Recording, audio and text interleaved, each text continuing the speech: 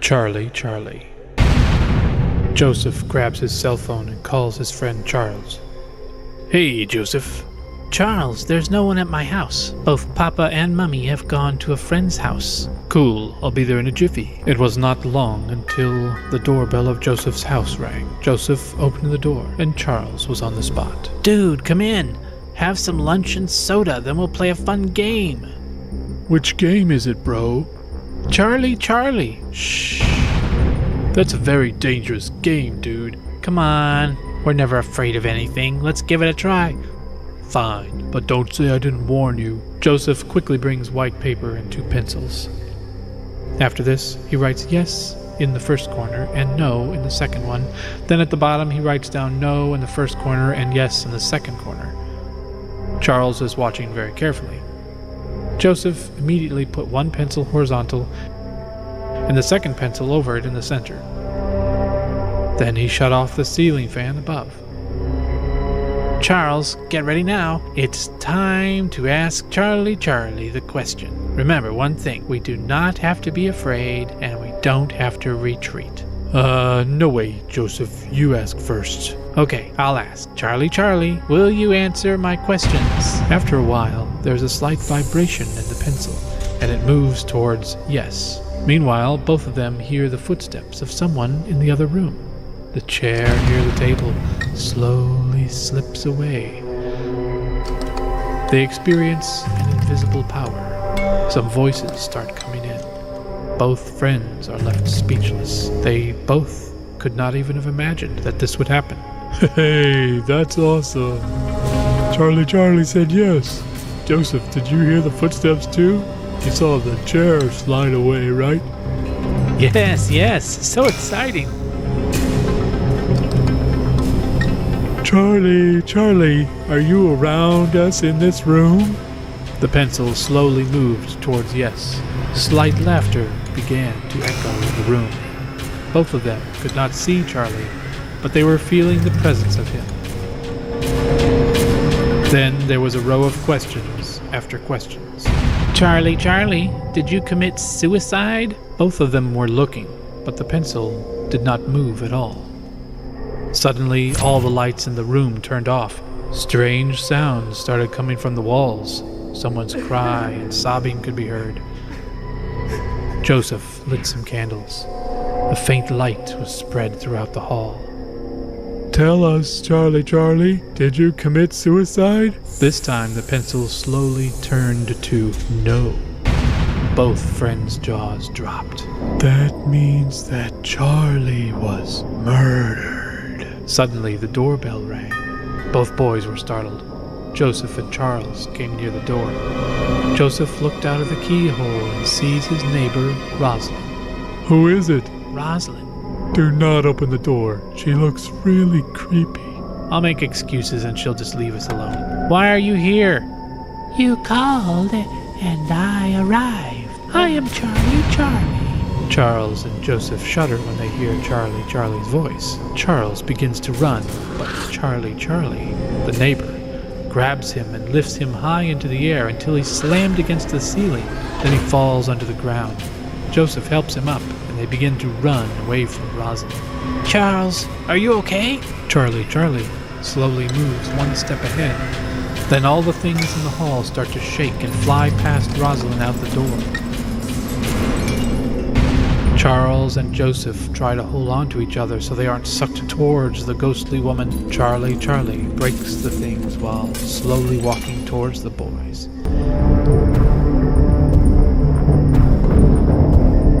You have started it, but I will finish it. Suddenly the door closes by itself and the house is still and quiet.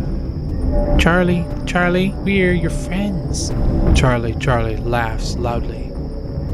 Would you like to see how I was murdered? We don't want to see that. Please, leave us. We will not play this game again.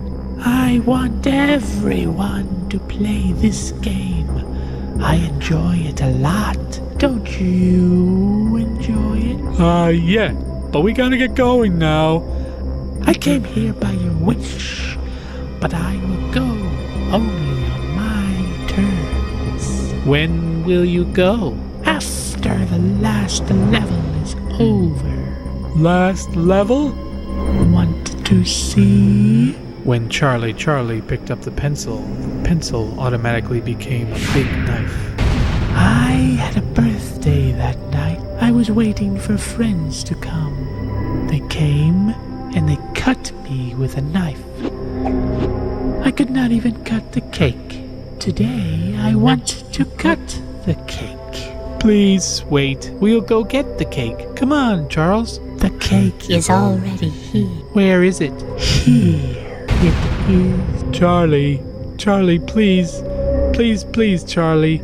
Joseph, I will not cut this cake. You will sing for me. This is the game. No, I can't do this. Think. I'm giving him an easy death. If you refuse, then I will give him a terrible death. Okay. Joseph, please, Joseph. Please, Joseph, please. Sorry, Charles. Goodbye. Take this knife. Saying this, she gives the knife to Joseph and throws Charles onto the table. Come on, Joseph. Happy birthday to me. Come on.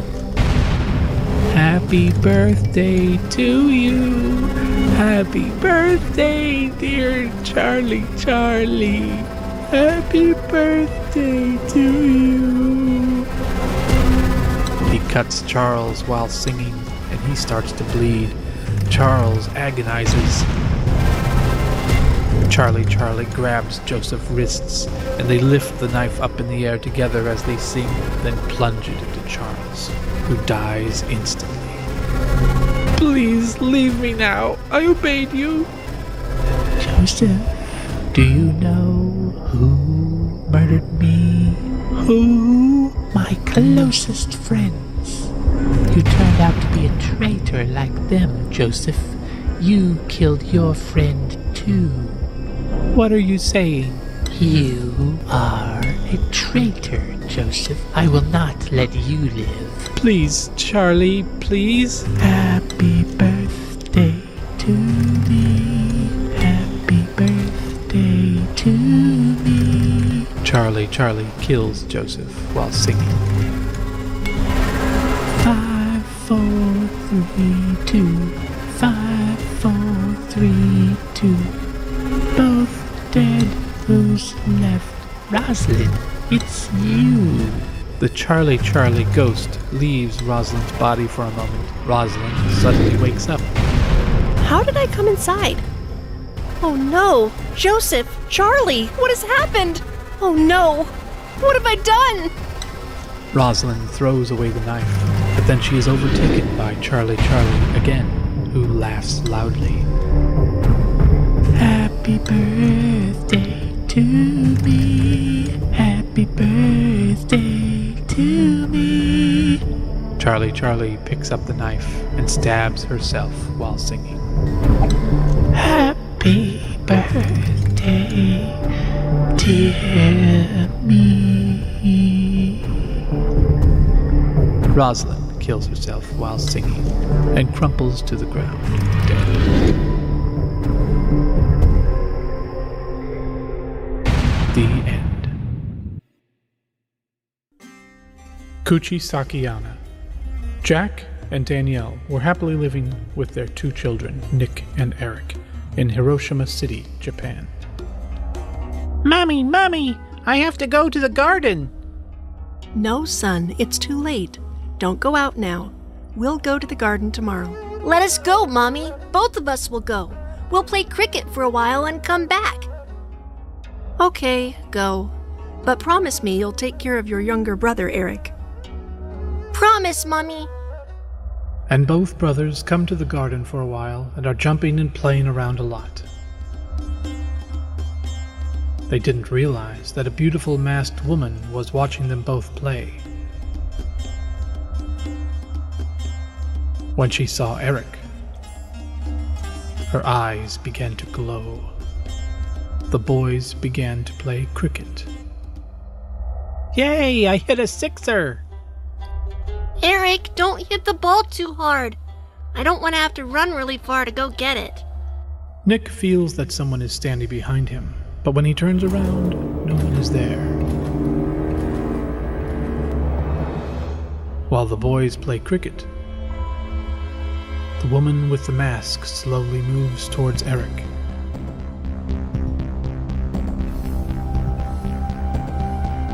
She is constantly staring at Eric. When she moves, it is as though she floats through the air. Suddenly, Eric hits the ball hard, far outside of the garden. What did you do, Eric? You hit the ball so far. I told you I wouldn't go get it. The wind is blowing the masked woman's hair, but her gaze is fixed on the boy Eric. She glides towards him. But as soon as Nick looks in her direction, she disappears. Sorry, brother. It's okay, I'll go get the ball. You stay right here, don't go anywhere. Nick goes to look for the ball outside the garden, while Eric stands there silently and alone. Suddenly, the woman comes and stands behind Eric. Who are you? Why do you want to know who I am? Just tell me. Am I beautiful? Eric is confused and just stares at the masked woman. Suddenly, she flies up in the air a little and starts laughing aloud. Her eyes start shining. Am I beautiful? Yes. As soon as he answers this, the woman wearing the mask started laughing aloud and slowly removed her mask from her face. Her whole face.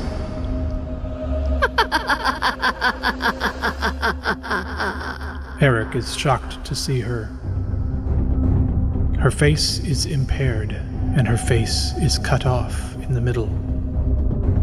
Her facial wounds seem very fresh, and it seems like blood will start bleeding at any moment.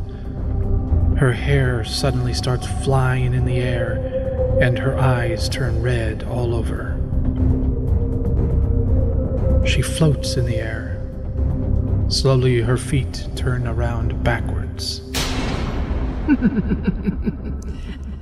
Am I still beautiful? Eric is afraid and begins to sweat.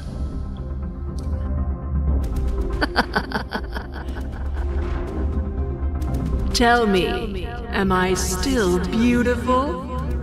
If I say no, she'll probably kill me. I had better say yes again. Yes! The masked woman takes out a large pair of scissors and strikes Eric with them so that his face is cut from the middle of his lips, just like the woman. Blood starts coming out of Eric's mouth, and he starts to suffer. He falls down to the ground in pain. The masked woman disappears, but her laughter can be heard echoing in the distance. Then Nick returns with the ball. Eric! Eric, why have you fallen?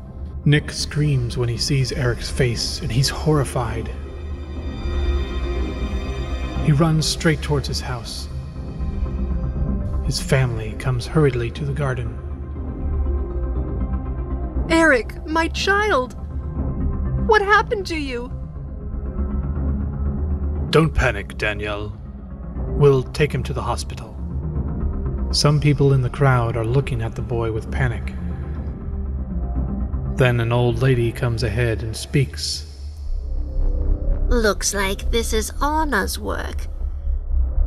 She has returned. She has come back. Anna? Kuchisaki Anna. Nothing can be done now. Your son has died. Take him home and grieve. And always remember the evil masked woman. And the creepy old lady, that would be me. No, No, this can't be happening. Who is this masked woman? We don't even know her. Then the police arrived. After a thorough examination, they give the body back to Jack and Danielle. Take your son's body. We have investigated. Both Jack and Danielle bury their son and arrive at the police station again. Yes? Sir, our son was killed by a woman. Why don't you catch her? Look, Danielle, we can catch a person who's alive, but this is not the first case. This is the 125th case. The police investigation is going on, and Kuchisaki again captures a child in the Nagasaki city. Am I beautiful? And Kuchisaki kills him as well.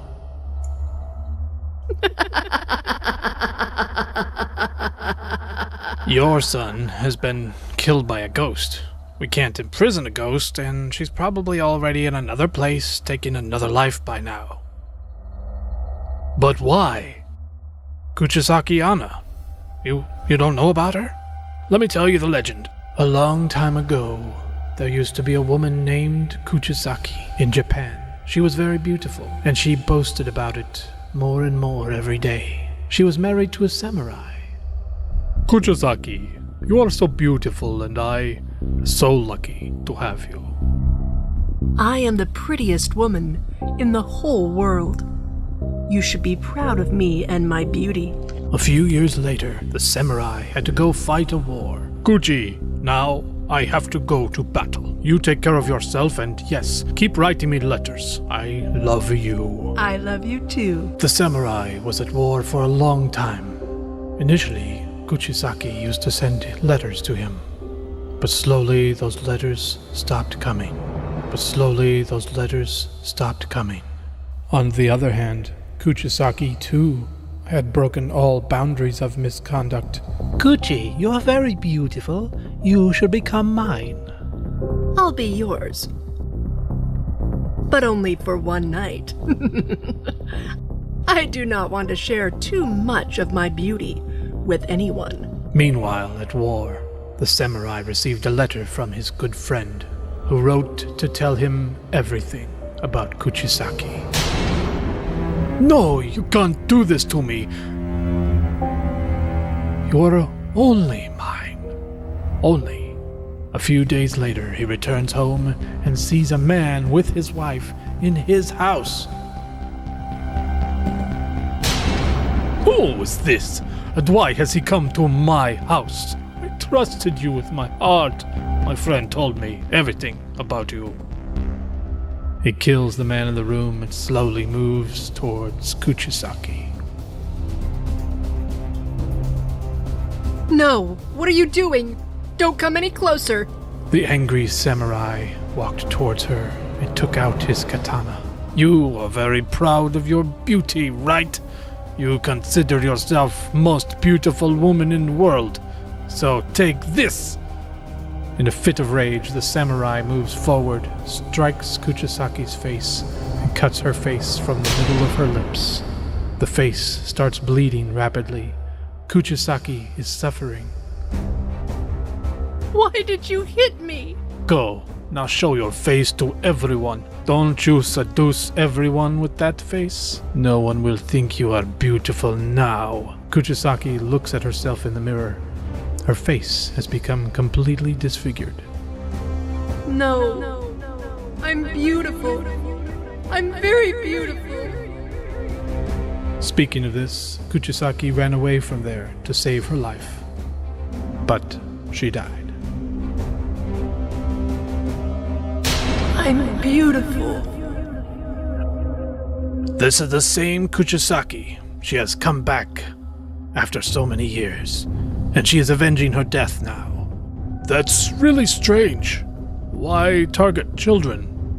We don't know. She just asks, am I beautiful? If you say no, then she kills you. And if you say yes, then she cuts your face and kills you. And if you're not sure, she'll follow you home and kill you there.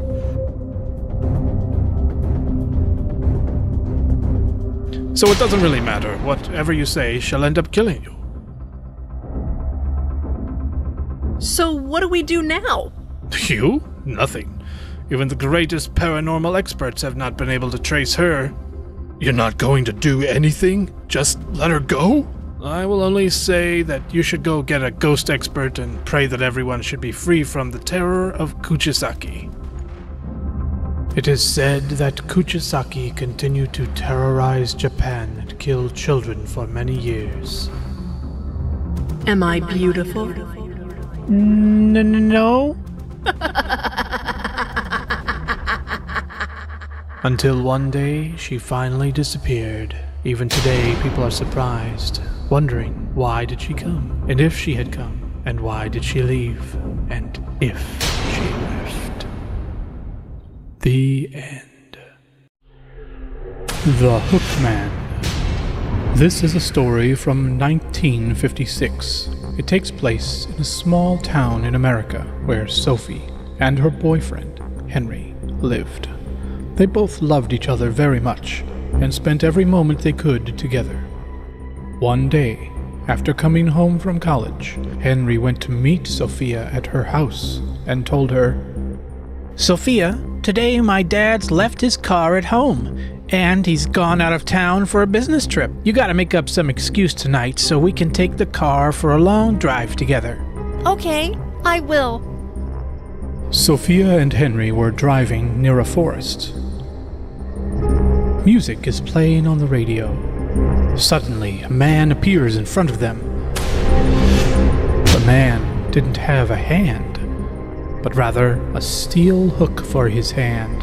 The man was standing there, dressed in a black cloak, and looked like a black shadow.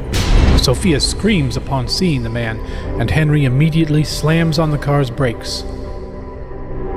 The both of them are greatly scared. Are you all right, Sophia? Yes, I'm fine, Henry. But who was that man? I have no idea. He was standing in the middle of the road. You wait here, I'll go and take a look. No, let it go, Henry. Let's leave this place. We shouldn't stop here. Okay, let's go. Henry parks his vehicle near the forest, and romantic music is playing on the radio. What is this, Henry? Why did you park here? Oh, so we could have a good time together. Henry takes Sophia's hand and gets close to her. As they embrace, there is a loud noise over their car, as if someone has beaten a hammer on it. There's a sound of scratching.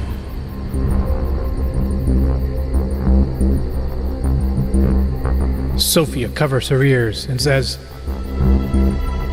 What's happening, Henry? Let's get out of here. Strangely, the car will not start when Henry tries to start it. He attempts to try and start the car 2 or 3 more times. Finally, it starts, and Henry puts the pedal to the metal and tears out of there with wheels screeching against the pavement. The young couple hears an announcement on the radio in the midst of the fearful silence. We interrupt your regularly scheduled broadcast to give you a news. We have just come to learn that the Hook Man has once again returned to the city, and he is preying on local youth as his victims. So take care and be cautious. On hearing the announcement, Sophie was clearly shaken. Fear was clearly evident on her face. Henry asks her, What happened, Sophia? Who is this Hook Man, and why did you begin shivering as soon as you heard his name? You don't know, Henry. You came to this city a few years ago. 10 years ago, in 1946, my aunt's daughter Anna and her boyfriend went on a hike. They camped on the hill by themselves and set up a tent. As they both went to the tent, Anna heard a voice, and she was a little scared. When both of them saw the shape outside, a man was standing in front of their tent, very scary and evil looking. His hand nails were long, his eyes were an eerie red, and one of his hands was made up of a steel hook. I will not let the 2 of you go, or you will kill every loving couple. Anna's boyfriend got angry after hearing this, and he attacked the Hookman. But Hookman stabbed him in his neck and hooked him in the face, and the boyfriend died on the spot. Anna was running away from him when Hookman hit Anna's neck and punches her and stabs her in the face. My sister fainted, and when she came to her senses, she returned to the house injured. After all this, she's not been able to recover for dating. She stays in her room, neither talks to anyone, nor does she agree to ever get married. But who is this Hookman, and why would he do this? Such incidences were increasing rapidly in the city. Couples were murdered every day. We don't understand who the Hookman is, why he was doing this, and to this very day, we've not been able to figure out who he is. Sophia is telling Henry all this, and suddenly his vehicle is attacked again, as if someone is hitting the vehicle with a hammer. Henry, hurry up. Let's go to my house. Then Hookman broke the glass of the car with his hook. The lava of blood dripping from his red eyes, his pointed teeth, and his terrible face. He dragged Sophia out of the car with the hook. Henry quickly tried to strike Hookman by getting out of the car. But Hookman strikes with his hook on the young man's face, and Henry's face turns red with blood. He starts screaming in pain, and he dies. Sophia runs off to save her life. I will not let anyone live. I will surely not let anyone live. I will kill everyone in this city, and no one will be able to succeed in love. Nobody. Sophia runs away to her Uncle John. Her uncle is a paranormal activist. She tells them the whole story. Why has he come back? Uncle, why does he want to kill everyone? He killed Henry too. I'm so scared. My dear, first of all, you should drink some water. I know what happened to Anna, and now it has come back, which means all of you youngins are in danger now. But why is he killing all of the young people? It's said that 50 years ago, a boy named Kevin Hook lived in this city. He was a blacksmith. Kevin loved the girl, but he could not marry that girl, for the girl's father was very rich. They broke Kevin's love with his money, and to keep Kevin away from his daughter, he cut off one of Kevin's hands and beat him severely. Kevin nearly died. It is said that he made the hook for himself and applied it to his own hand. Now he kills every loving couple and comes to this city every 10 years and does the hunting, and everyone calls him Hookman. Uncle, I have to avenge Henry's death with this Hookman. He has also ruined my sister. I will not leave him be. Please help me. Okay, I'll help you. Sophia stands near the forest with her friend Peter and is waiting for Hookman. Sophia, I am so scared. What if Hookman kills me? Nothing will happen. Have faith. Sophia hugs Peter, and suddenly strong winds blow mightily through the forest. Sophia sees Hookman standing in front of her, the blood dripping from his hook, and blood raging in his eyes. I said I'd kill every lover.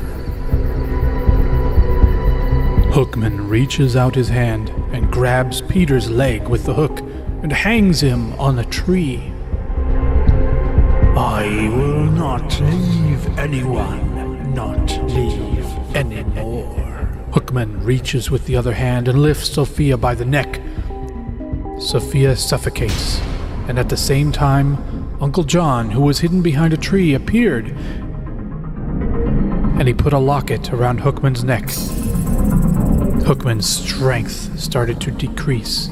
He started to groan loudly. His hook fell off from his hand, and he slowly disappeared into the air.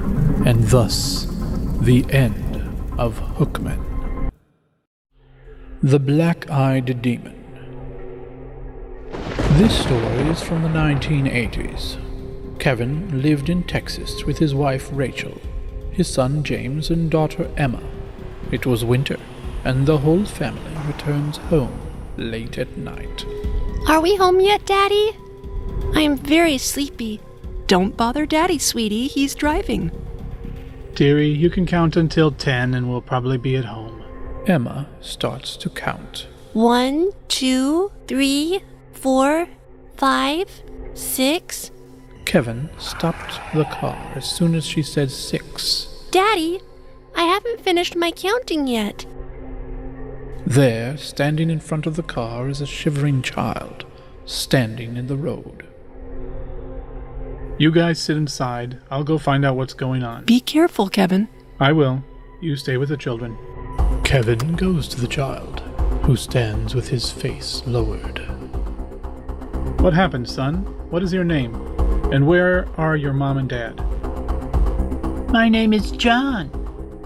My mom and dad told me to wait for them here. We are very poor. I have been standing since morning, and they did not come. The child looks at Kevin. Kevin feels pity for him. Let's go. You can come to our house today. Kevin makes John sit in the car and tells Rachel everything. But Kevin, how can we take someone else's child to our house? What if his parents come looking for him? I don't know that, Rachel, but we can't just leave him here in the cold. Kevin drives the car and everyone comes home. James and Emma are staring at John. John silently comes inside the house. As soon as he comes inside the house, he looks up at the chandelier.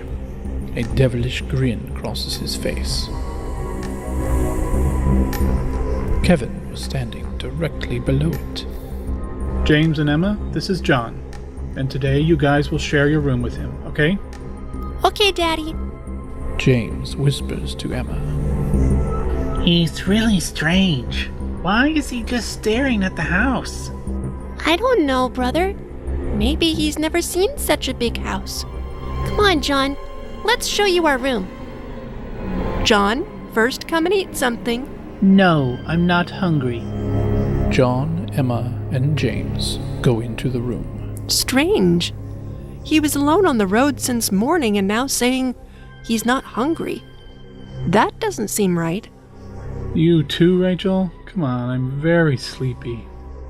As Kevin and Rachel begin to leave, the hanging chandelier falls from the roof. They both get scared. See? I said something is wrong. Nothing's wrong. I'm fine. The screw must have just loosened in the chandelier. Thank God the children weren't around. Now, let's clean it up before the kids get into this mess.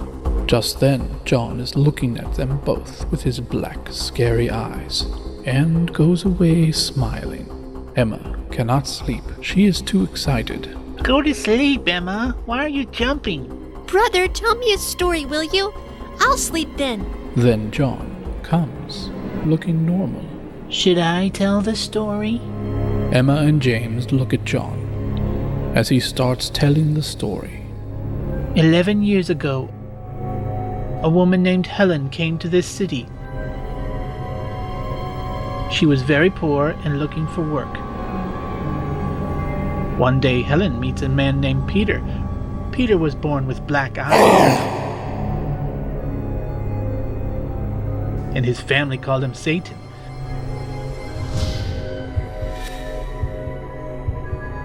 But Helen did not mind at all, and they fell in love. And after some time, they got married. They had a son a year later. Do you think he would be evil? Strange, bad events would happen whenever their family would visit somewhere. They were kicked out of towns and cities. Helen died of this shock. Even Peter could not bear the shock.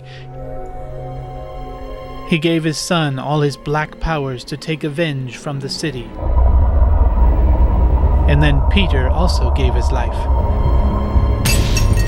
Now, whenever that kid visits someone's home, chaos starts there.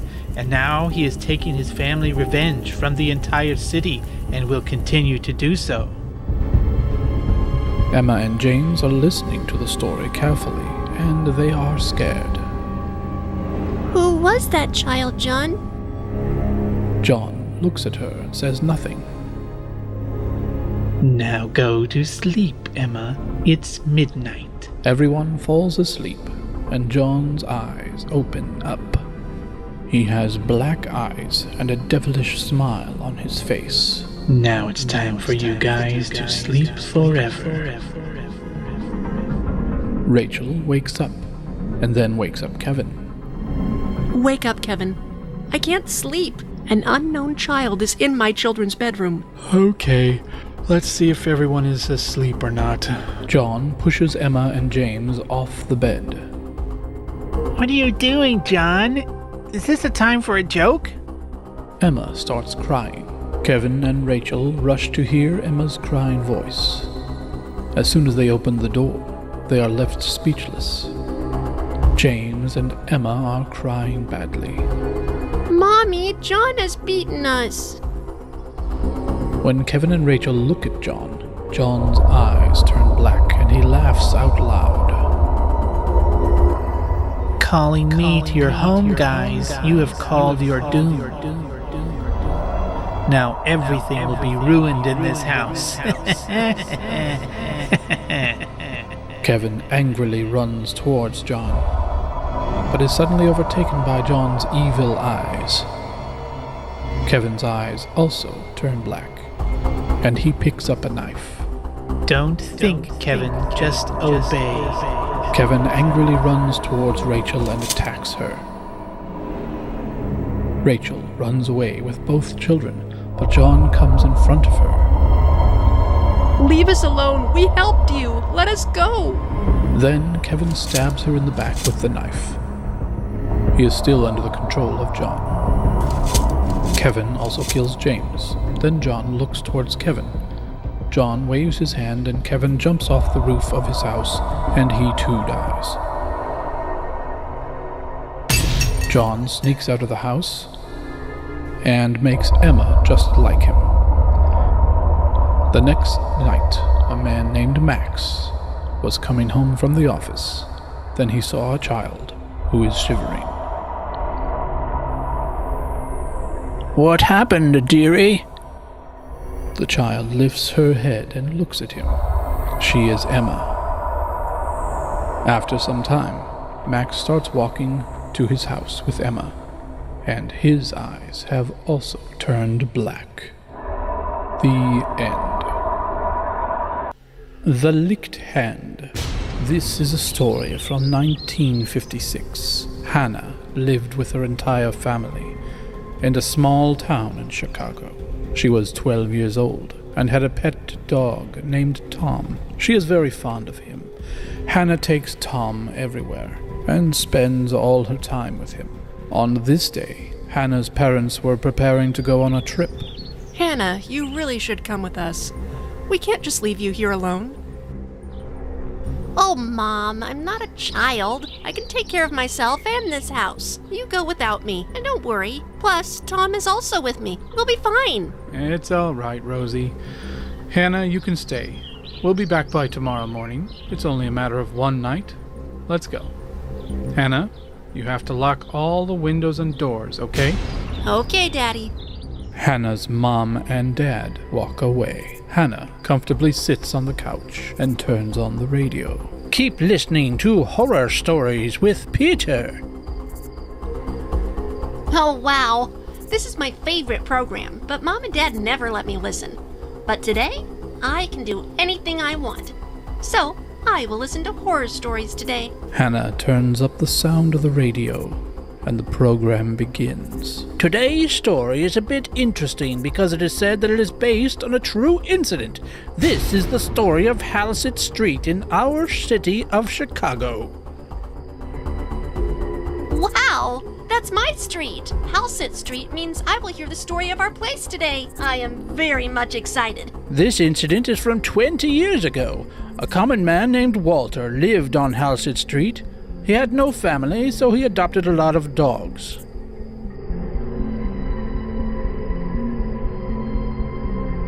Many of his distant relatives had their eye on Walter's property. Some would even go to his house and try to kill him so they could inherit his house. But Walter had a pure heart. His loyal dogs would always save him. One day, a distant cousin named Mark came to his house. Mark wished to gain Walter's property, and one night Mark went to Walter's room and added poison to his water. Walter drank the water and died in his sleep. Mark took over all the property, but Walter's loyal dogs did not leave. They surrounded the new homeowner and ate him. For years, the vicious beasts kept everyone away from that house, until one by one the dogs each starved, laid down by their master's dead body, and died with him. Hannah is scared to hear the story. Wow, that's a scary story. I'd better go close all the windows and doors like Dad said. Mom and Dad will be home in the morning anyway. Hannah closes all the windows and lays down on the bed to sleep. But she is afraid. She wraps herself in her blanket and covers her head. Then the flower pot falls from the table on her side table. Hannah screams. Tom! Tom arrives and sits on the side of the bed. Please don't go anywhere leaving me here, Tom. I am very scared. Hannah hangs her hand from the bed and Tom licks her hand, and Hannah falls asleep. At midnight, Hannah's eyes open completely, and it looks like something has bitten her hand. Tom, what have you done? Why have you bitten me? Hannah looks into the room, but Tom is not there, and there is a sound of crying. Hannah arrives in the hall, looking for him. Where are you, Tom? Come out! What happened, my boy? Hannah hears the crying coming from inside an empty room. Hannah opens the door and sees Tom hanging upside down in the air, and his eyes are bloody red. And on the wall is written, "We can lick too." Hannah gets scared and starts running away. Suddenly, Tom becomes a terrible monster. His sharp teeth, red eyes, and blood dripping down from his mouth was scary. It was the ghostly souls that came inside. Hannah is running away, and Tom came running from behind, taking her leg in his mouth, and pulls her backwards. Leave me! Let me go! This animal has loyal to you right now. This will kill himself. Tom bites Hannah's leg fiercely, and her leg bleeds. She limps away. Tom destroys the entire house. Leave me, Tom! Please let me go! You are my faithful Tom! Recognize me! Tom starts staring at her. Hannah calms herself, puts her trembling hand on his head and pets him. Tom slowly starts remembering Hannah. But then the ghosts take over Tom again. Tom's face turns red with anger. His pointed teeth become large. He is enraged to kill Hannah. He attacks Hannah and injures her badly. Hannah faints. The next morning, Hannah's mom and dad are knocking on the door of the house for quite a while, but only the sound of barking comes from inside. Hannah, open the door, sweetie. Hannah!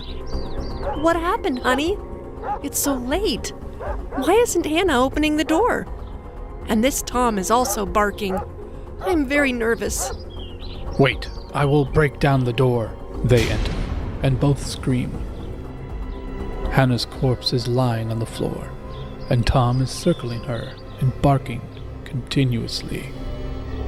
My baby girl! What happened to my baby girl? Who killed her? Both start crying, and they're not able to handle the shock that Hannah is no longer alive.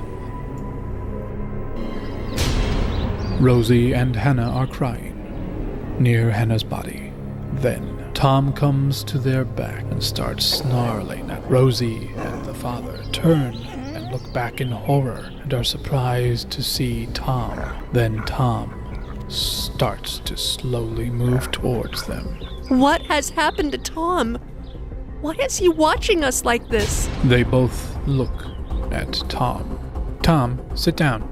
Tom, what has happened to you? I said sit down. Didn't you hear me, Tom? Tom leaps at them.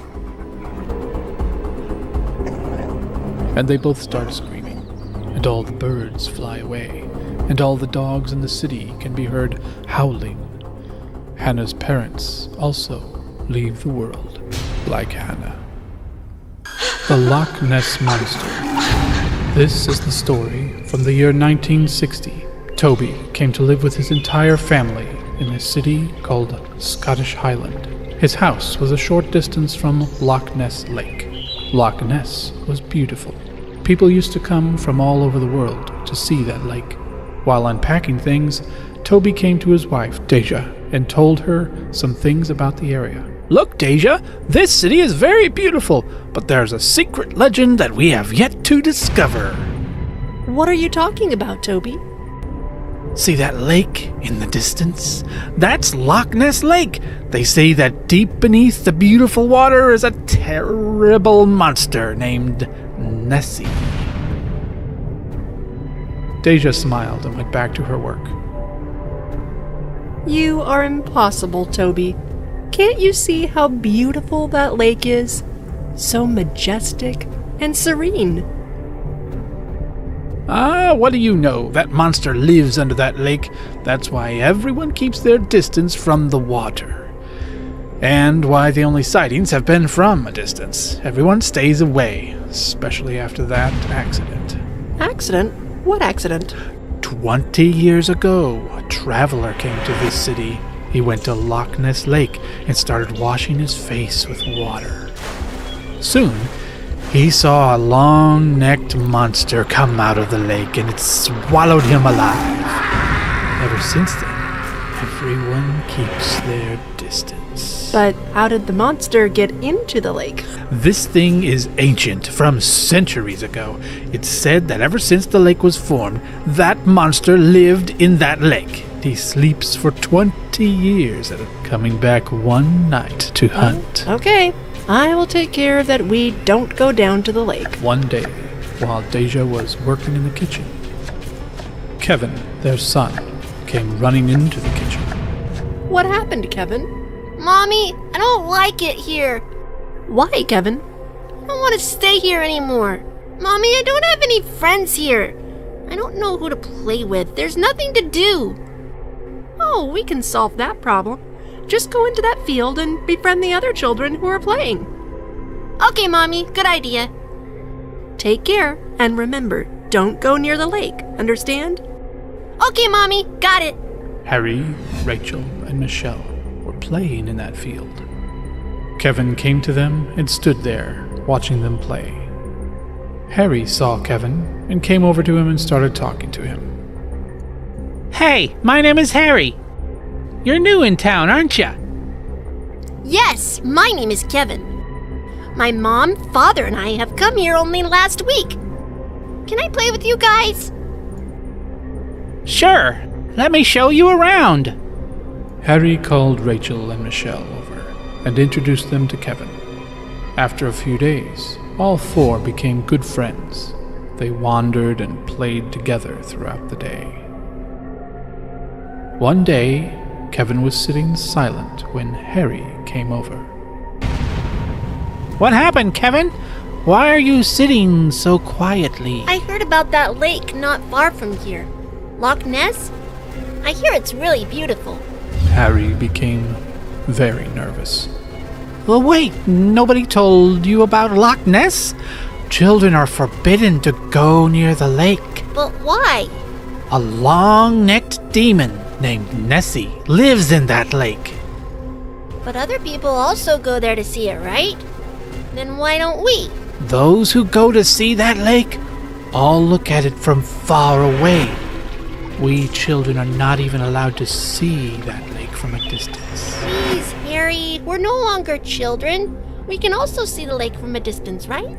Let's go, please. But what if somebody finds out? No one will know. We'll go in secretly to see the lake. Okay, fine. Then let's go tomorrow evening, so no tourists will be around, and we'll go see the lake, but only from a distance. Kevin and Harry set out to see their lake. I'm very curious to see that lake. Ever since I was born, I have heard the name of that lake. Then today your wish can come true. Kevin and Harry looked at each other and smiled, and started walking towards the lake. It was evening before they reached the lake. Harry and Kevin looked towards the lake. They had never seen such a beautiful lake. It seemed so special, even from a distance. Harry and Kevin kept looking at the lake for a while. After some time, Harry asks Kevin to walk home. Come on, Kevin, it's really late. Let's go back. Wait a while, won't you? No, Kevin, we really should go now. We're gonna get in trouble. Let's go. Now. Harry turned back and started walking, but behind him, he heard Kevin's footsteps running away. He turned to look back towards the lake. Kevin, what are you doing? Don't go there! Harry tried to stop him. Kevin approached the water. A huge red eye opened up inside the lake. Kevin stood close to the lake and started looking around. What a beautiful view! Just heavenly! Kevin turned back and called to Harry to come near him. Harry, you also come here! There's no monster, it's all a rumor. It looks fantastic! Harry looked at Kevin, standing at the water's edge, and was terrified to see a huge, long-necked monster rise up silently out of the water. That monster looked so big and terrible that Harry froze in fright. Kevin turned around. He trembled with fear. Nessie the monster roared in his face. The monster's eyes were red, and he had big ears. Kevin gathered every ounce of will and began to run away, but the monster was too fast. Harry, what's wrong? What happened? The monster from the lake. It's back. It got Kevin down at the shore. His leg. Harry broke down and started crying. Toby and Deja were panicked and took off running towards the lake. As they came close, they saw other people who were staring from a distance. The monster held Kevin in his mouth, shaking his head violently. Everyone was horrified to see that monster. Help! Save me! Someone save me! Oh, Kevin, Toby, do something! He will kill our son! Toby ran towards the monster with a beam of wood, but as he got close, the Nessie monster swinged its neck at Toby, and he was thrown backwards to the ground. Seeing this, everyone got scared and retreated and started running away from there. The monster began to roar louder.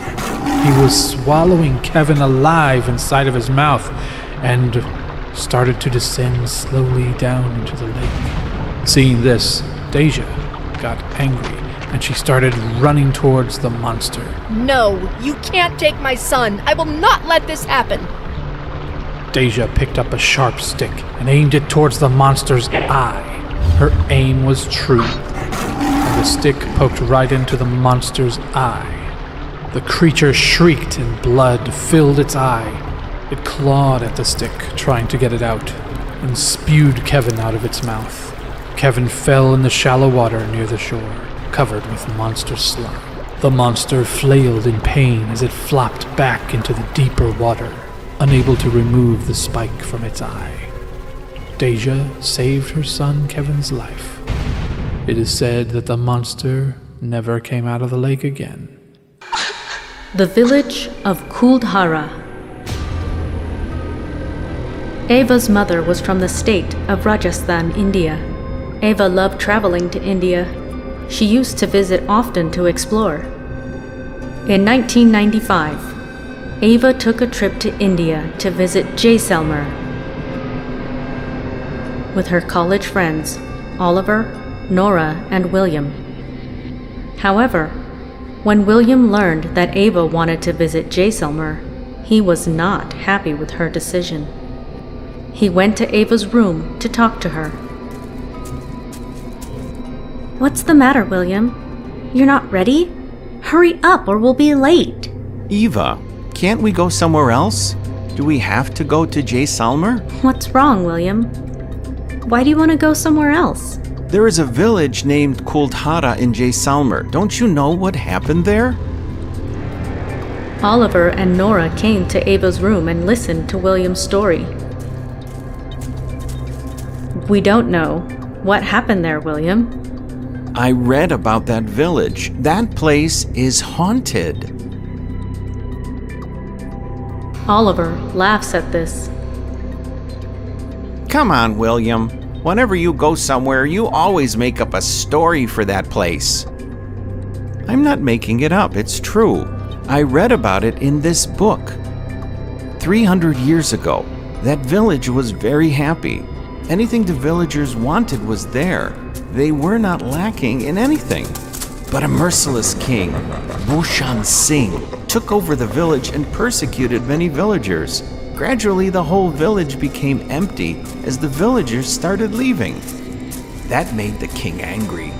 So he imposed restrictions on the villagers, leaving the village, and tortured them. It is said that he killed 500 people in the village so that everyone would be too afraid to leave.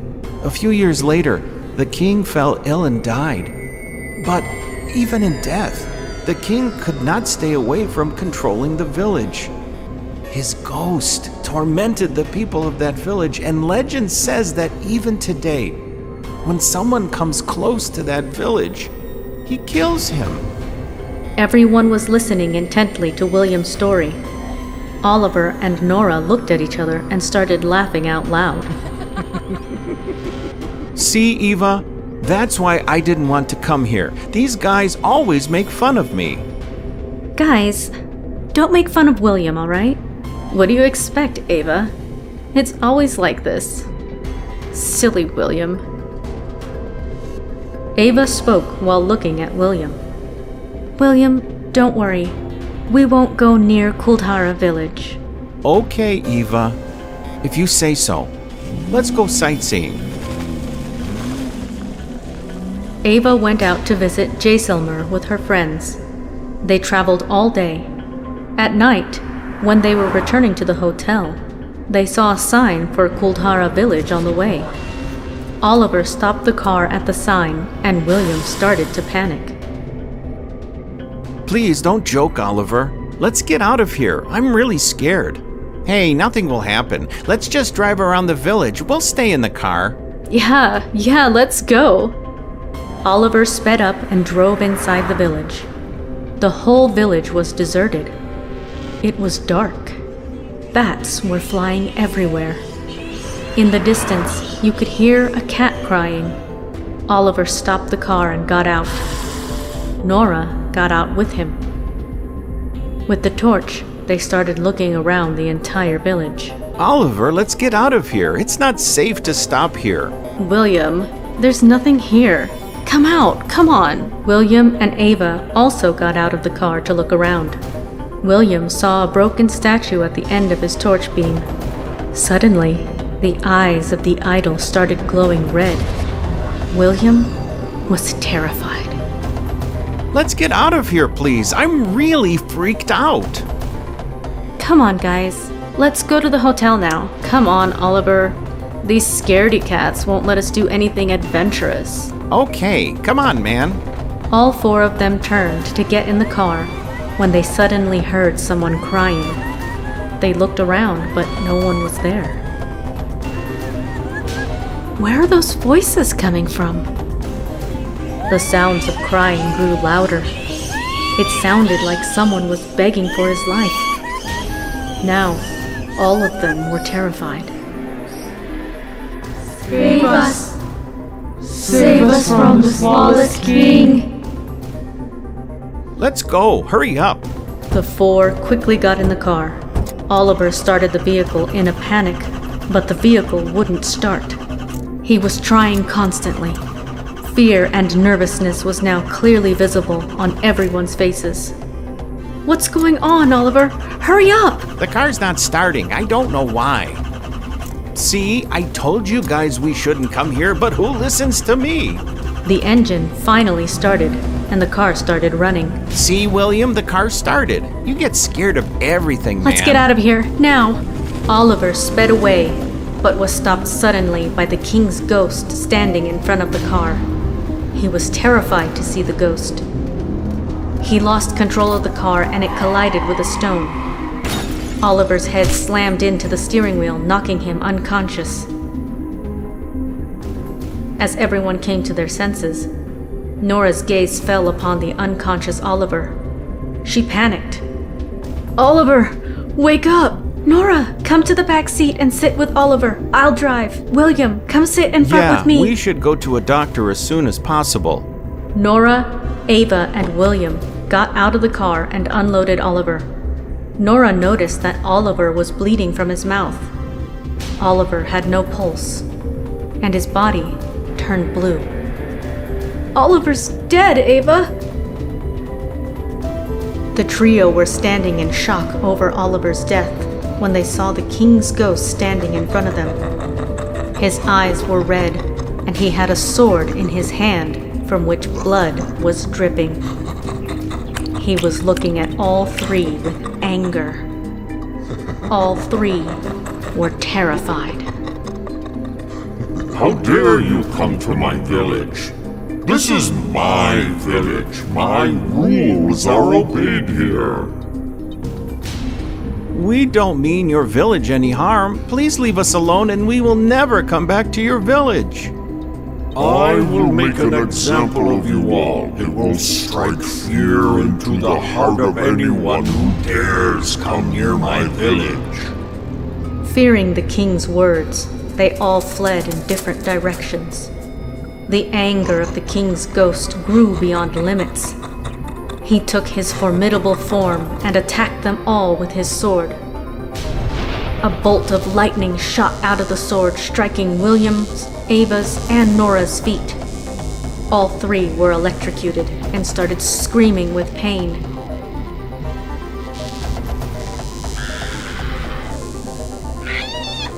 Nora died instantly. The king started laughing out loud. William and Ava no longer tried to run. They fell to their knees and begged for their life. Please, leave us! Let us go! The king wrapped his hands around Ava's neck and lifted her into the air. Seeing an opportunity for escape, William ran away. Ava gasped for air, her face turning blue. Her leg jerked violently as she struggled. Her body then went limp. William ran swiftly to get out of the village. You cannot run away from me. I will destroy you. The king turned into smoke and raced toward William. William jumped across the threshold of the village and fell to the ground, hitting his head on a stone. William looked back to see the king was moving toward him like smoke. William panicked. The king reached the village's threshold, but could not cross it. William breathed a sigh of relief. Stay away from my village. The king vanished in a puff of smoke. William returned to the hotel weeping and mourning the death of his friends, and was never the same again. The end. Tiki Tiki. This is the story from the year 1956. There was a city named Hokkaido in Japan. In that city, there was an area named Mororan. There was a college in Mororan, and in that college, a girl named Kitsu was studying. One day, Kitsu came to college with her father's car. Her friends were very happy to see this. What is the matter, Kitsu? Why did you bring a car today? Himari, my friend, today we will cruise around the city in a car and have a lot of fun. That's great, Kitsu. It's high time we had some fun. We haven't had any fun lately. Yeah, you're right, Fuji. Today we'll travel the whole city by car and have a lot of fun. Okay, after the class is over, let's meet here and we'll take off. Nobody be late. No extra classes. Oh yeah, let's partay. See you after class. Everyone returned to their classes. In the evening, when the college was over, Kitsu brought the car and everyone piled in. They drove all over the place. Okay, guys, where to next? I'm running out of ideas.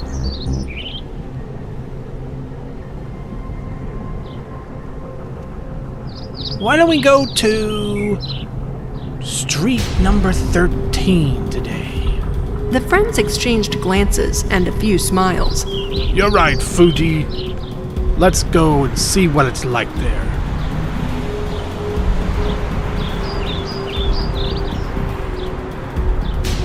What are you guys talking about? What's so special about Street 13? What are you talking about, Himari? You really don't know about street number 13? No, obviously not. I just moved here, remember? That's why I'm asking you guys. Fuji, you tell Himari. 20 years ago, a girl named Kashima Riko lived on that street. One day, some goons harassed her and cut her body in half.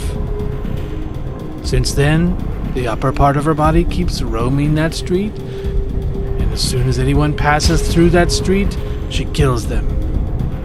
She is known as Tiki Tiki in Muroran. What? Why?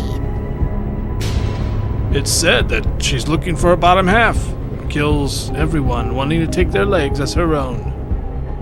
Meaning that she kills first and then cuts people's legs off and tries them on, and then when they don't fit, she's enraged and goes on to find her next victim. Listening to Himari, everyone starts laughing. So tell me, friends, are we going to street number 13, or should I take a U-turn? Street number 13! No, friends, let's not go today. I have to go home early today. Anyway, it's very late now.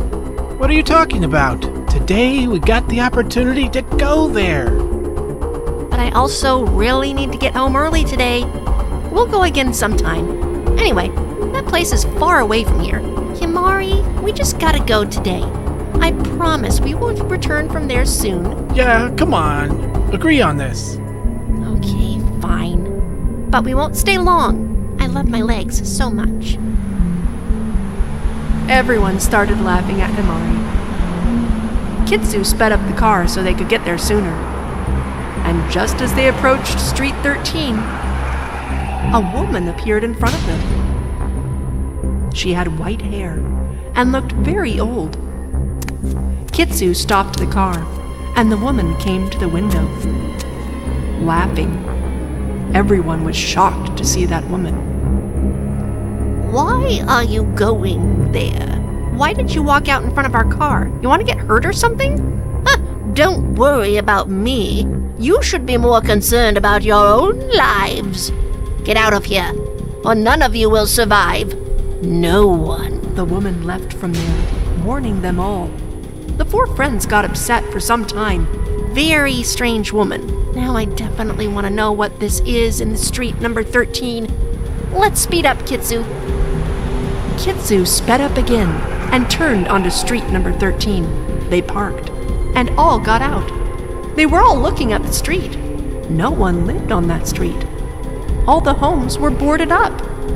The street was completely deserted, and there was nothing but street lights all around. I don't see anyone here. I guess Kashima already knows our legs are the wrong size for her. The other kids laughed at her comment. Before they could go back to their car, a knife flew through the air and stabbed Himari in her neck. Blood starts pouring out from Himari's throat, and she falls to the ground. Himari! Who threw this? Himari! Himari suffocates. Seeing this, the other three friends were terrified. We have to go to the hospital as soon as possible. They started to hear a strange sound from up the street. When the three looked at the street, they saw two glowing eyes coming close to them. She was none other than Kashima. Half of her body was crawling towards those four, but she was so fast. Kashima came to Kane and stabbed the knife into his shoe. Kane screamed badly. Run, everybody! We've got to get away from here! Kitsu and Fuji started running, but Kashima grabbed Fuji's leg, and she bit into his leg. Fuji fell to the ground. Kitsu looked back, terrified and shaking. Kashima was attacking Fuji's body with her sharp teeth. Kitsu ran towards the car and started the car and drove it away quickly. Kashima saw Kitsu's car going. She too started pursuing Kitsu at high speed.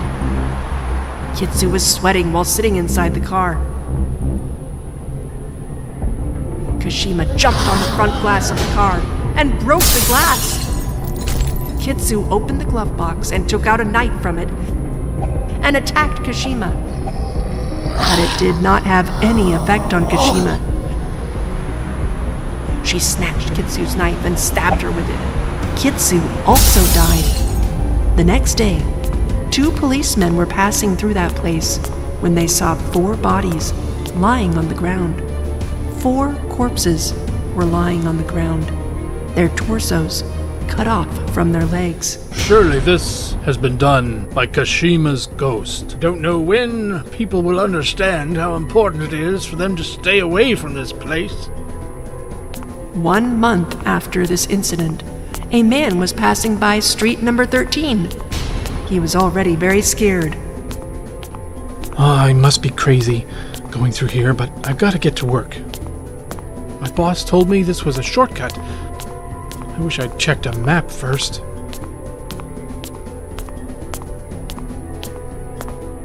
He stood in front of street number 13 and started looking around. Oh no. Where do I go from here? I'm so lost. I'll walk down this street and see if anything looks familiar at the other end. The man started going inside the street, and shortly thereafter came his loud shouts. After that accident, the government stopped coming around that street and put boards of no entry all around. The whole city did not pass through that place to avoid the havoc of street number 13 and Kashima. The end. Dracula. This story is in the year 1930. Jack, along with his 2 brothers, Harry and Kevin, comes to Solemn, which the small town that their grandmother lives in, for Christmas. One afternoon, the 3 were sitting in Grandma's house when Harry spoke up. Come on, guys, let's go somewhere. Do something. This afternoon is so boring. Yeah, man. Great idea. Let's go. No, dude. I don't want to go. You both go. Jack, bro, Julie is coming to meet us. I talked with her this morning, but no problem if you don't want to come. Julie's coming? Then I'm game. Harry and Kevin look at each other and laugh. Then they all go to meet Julie. Julie is his childhood friend, and Jack and Julie like each other very much. Hi, Julie. How are you? I'm good. How about you? They are talking and wandering around the whole town. There's a cemetery a little closer to the forest, near where Jack spies a dilapidated, abandoned home. Julie, tomorrow come meet me here in the evening. Seems like no one comes here, which would be great, because then we could hang out. Julie smiles and says yes to Jack's invitation. The next evening, Jack and Julie return to the decrepit house to spend time together. No one will disturb us here. This place is a wreck, and we can talk for hours and not disturb anybody. Have you heard what folks say about this house? I heard that it's Dracula's home. 100 years ago, the terror of bats in this town had increased. Everywhere the bats kept flying and scratching and hurting people every day. One day, a man named Victor was returning to his home when he sees a black cat with blood-red eyes. Upon beholding this sight, he was struck with fear. What an evil-looking creature. Looks nothing short of a pure, vile, evil, sinister monster. Then suddenly, the cat comes near him and scratches his leg with its sharp claws as a bat simultaneously bites him, leaving a scar on his neck. Victor suddenly begins to feel very badly. Suddenly, his teeth start becoming pointed, and his finger and toenails begin growing. What's happening to me? Maybe I should go home early today. As Victor rushes to his house, his entire appearance has changed, and he discovers that he has transformed into a hideous, terrible Dracula. Suddenly, he feels an insatiable thirst for blood. He cannot control himself, and he drinks his wife's blood. But his thirst is still unquenched, so he also drinks the blood of his 3 innocent children. Dracula's terror in the town increases so much that people stop leaving their homes. Then, one night, Victor the Dracula writes on a hill with his own blood. I will come again after 100 years. After writing this message, he disappears into the dark and gloomy confines of his house. Wow, what a dumb story. Yes, it is! Now, it's not known whether it's real or not, but word around town is that now 100 years have passed and Dracula could wake up any time. Come on, Julie. Enough of these scary stories. It's too late to talk of such things. I'll see you again tomorrow, at the same time. On the same night, the terror of bats again takes place in the small town. Angry squeaking from the bats, and in the midst of all this pain and chaos, Dracula's eyes open. The next evening, when Jack was leaving his house to meet Julie, Harry stops him. Bro, you hardly spend any time with us because you're always with Julie. Today, why don't you just stay home and play with us here? I want to spend time with Julie. You guys do your own thing and leave me alone, understand? Okay, fine. So, why don't you just go live in that creepy shack of a house with Julie? Jack is waiting for Julie at the same house as before. It's taking way too long, and there's still no trace of Julie yet. I wonder what the holdup is. Then he noticed a door that had some blood on it. Jack finds that strange. All of a sudden, pitch-black bats start flying over the house. Whoa, this door leads to the Dracula's dungeon. But whose blood could this possibly be? Jack slowly and cautiously made his way down the staircase and entered the dungeon. He peered warily around and saw 2 glittering eyes. These eyes approached him, and he soon realizes it's nothing but a cat. As Jack turned, he saw Julie's body hanging, with her blood dripping rhythmically to the dungeon's cold, hard floor. Julie! Julie, what happened to you? Jack is shocked at Julie's death. Then he suddenly hears the sound of footsteps behind him. When he looks back fearfully, a terrible Dracula stands behind him. As Jack tries frantically to escape, Dracula flies to him and sinks his razor-sharp fangs into Jack's neck, drinking his blood in the process. It's not long before Jack has also died a horrible death. Jack's mother, Jenny, is waiting for him, and she is very worried. Harry? Kevin? Where's your brother? Do you know what time it is? Mom, Jack spends pretty much all day, every day, with Julie. I bet right this minute now that he's probably still with her. But this is the day when storms break loose from the foreboding skies and the whole town is engulfed with a plague of bats. Jack's grandmother is greatly frightened. Looks like Dracula is back. He said that he would return, and that when he did, he'd be sure to drain each and every person of their life source. What? What are you talking about, Mother? It hasn't been 100 years yet.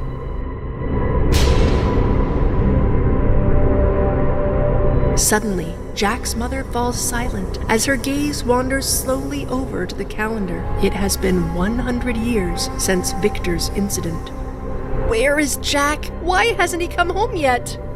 I told him not to come home. I was awful to him. The two used to meet daily in the old house near the forest, and I gave them a hard time about it. I was being so stupid. What? That house belonged to Victor. Everyone is running around in fear of their lives as Dracula's terror reigns over the poor town. Harry, realizing that his brother Jack didn't come home because of him, goes to the old house to find his brother Jack. Jack, dude, listen. I'm sorry for whatever I said earlier. Can you please come home? Where are you, brother? Can you forgive me? Then a beam of light comes from a bat's eyes as it senses Harry's presence. Dracula sees Harry. Dracula looks at Harry with a gleam of hunger and instantly starts trying to figure out a way to add Harry's blood to his menu for the night.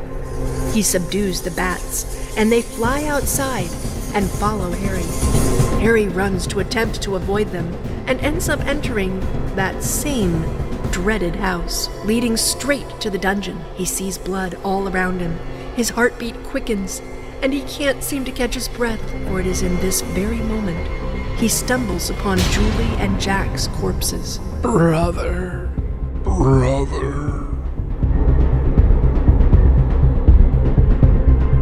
Dracula appears in front of him and he screams loudly. Dracula is approaching him.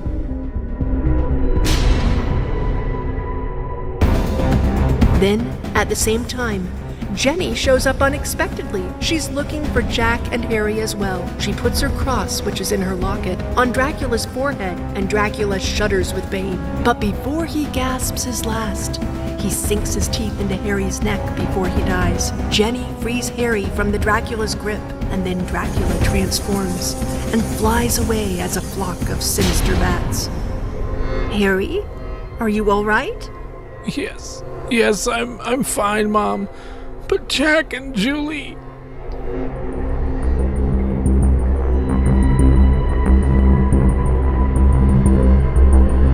Both Jenny and Harry start crying from the loss of Jack and Julie. The next day, Harry is resting on the bed when he suddenly starts feeling strange. He opens his eyes and studies his reflection in a mirror. Harry's teeth start to turn fang-like. And at that moment, his younger brother Kevin enters. Harry started leering at him greedily. Just one look at his brother caused him to desire to consume his blood. Harry then swoops on him and begins drinking Kevin's blood. Once full, Harry jumped out of the bedroom window and returned to the same old and decrepit house. And once again, a new Dracula resides there to terrorize the village of Solemn. The end. The Sydney Harbor Bridge. 1970, Sydney. David Freeman was living a happy life with his family. His daughter Luna was his life. Bye, sweetheart. Bye, Daddy. Luna was a very fickle little girl. She loved to help her mother, but every day, Luna would go completely silent for quite some time whenever she saw the photo of her grandpa, Ralph Freeman. Luna was very fond of this picture. She had to know everything about her grandpa. Mommy, what was Grandpa like? Your grandfather was very gentle. He built the famous Sydney Harbor Bridge. He even received an award. I know all of this.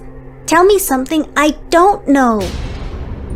Luna, I told you as much as I know. If you want to know more, ask your father. I've asked him many times, but he only tells me the same thing you just told me. Looks like both of you don't know anything about Grandpa. It is best that you didn't know more about him for now. Feeling annoyed, Luna left. She knew that her mother and father were hiding something from her. But what? Luna started gathering information about her grandfather. She started searching for her grandfather in old newspapers. What are you doing? I am reading old newspapers. But why? To learn about Grandpa. Bella got upset after hearing this. The very thing she feared was happening. That night, Bella told David about Luna's search. Luna's curiosity is only going to keep growing. Should we tell Luna the secret of her grandfather? No, she's too young for that. We'll tell her everything when the time is right. Today was Luna's 18th birthday celebration. The whole family was busy with the preparations. But Luna was standing in front of her grandfather's picture. David understood Luna's curiosity, so he went to her. David put a locket around Luna's neck and kissed her forehead. Happy birthday, my love. Thank you, Daddy. The whole family's preparing for your party, and you're standing here looking at Grandpa? Daddy, I want to know about Grandpa. I've told you everything I know. What more do you want to know? Daddy, you've only told me what other people know. You haven't shared any personal details about your daddy. Luna. He was a very busy man. He used to work all the time. I don't know much about him because I didn't spend much time with him. When he retired, he was old and wasn't healthy enough to tell me about his life. Okay, Daddy. But I want a gift from you. You can't say no. Promise me. I promise. I'd like to see Grandfather's Sydney Harbor Bridge. What? You said you wouldn't say no. But that's too far. It will take too long to get there. I don't care. I want to see the Sydney Harbor Bridge tomorrow. After speaking with her father, Luna helped her family with her birthday preparations. Both David and Bella were upset that night. Why did you say yes? When did I say yes? Luna came up with the plan on her own. She's only a child. You know that, right? That bridge is a curse for our family. I know.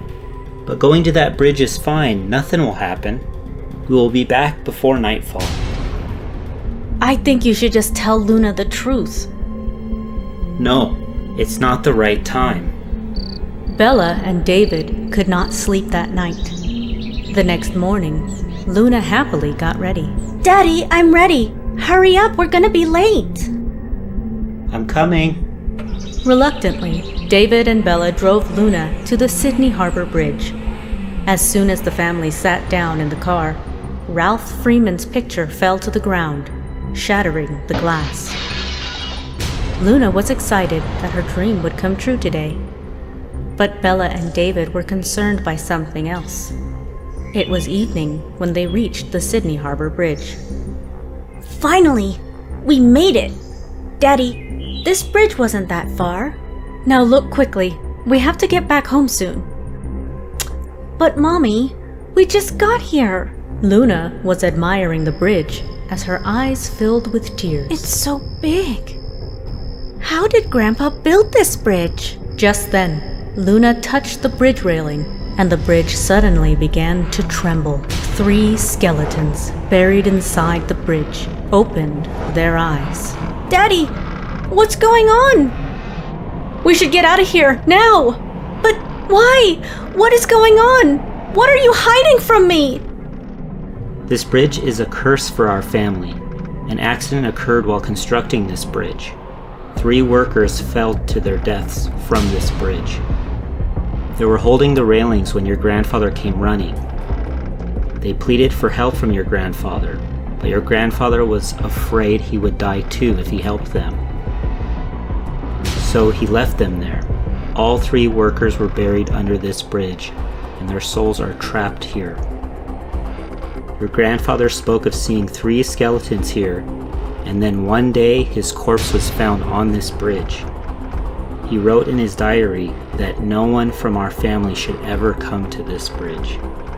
Daddy, you should have told me this earlier. Let's get out of here. Get in the car. Luna and Bella got in the car, but as David opened the car door, a skeleton blew him up in the air, along with the door. Bella, get Luna out of here. Bella ran to the driver's seat to get them away, but as she got to the opening, another skeleton blew her into the air. Run away, Luna! Luna was shocked. She tried to run, but she couldn't get away. Her legs were running as fast as she could, but the bridge wouldn't end. Today our revenge will be complete. Freeman's family will come to an end. The skeleton grabbed Luna's throat and slammed her to the ground. But then the locket around Luna's neck opened, revealing the cross inside. The locket shined brightly. When the skeleton tried to touch Luna again, he got shocked. Luna realized that this locket would protect her. Luna tried to run away again, but the bridge was getting longer. What do I do now? How do I get off of this bridge? Luna's eyes shot toward the river, and she jumped over the railings into the waters below. Luna was an excellent swimmer. The skeletons were chasing Luna, but couldn't catch her. Luna swam across the river to safety. Luna sits in front of her grandfather's photo frame, yet again. She still bears the locket around her neck, but now she is 70 years old rather than 18. She still cries whenever she remembers the accident that occurred at Sydney Harbor. Going to that bridge was the biggest mistake of my life. Forgive me, Grandpa, Mommy, Daddy. I am sorry. The end.